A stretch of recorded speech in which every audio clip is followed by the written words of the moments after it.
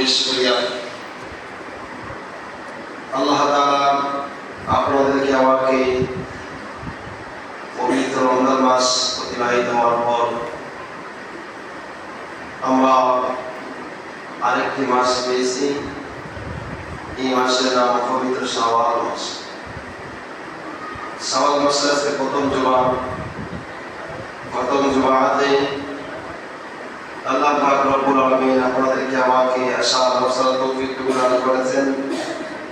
সেজন্য অন্তরস্থল থেকে কালিমাতুশ শুকর আদায় করি আলহামদুলিল্লাহ।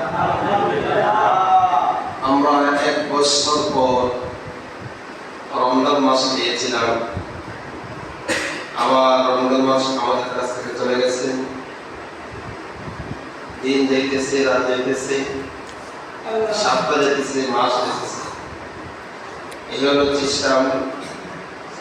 কারণ দুনিয়া চলবে এই ওয়েবকে আমাদের রাখতে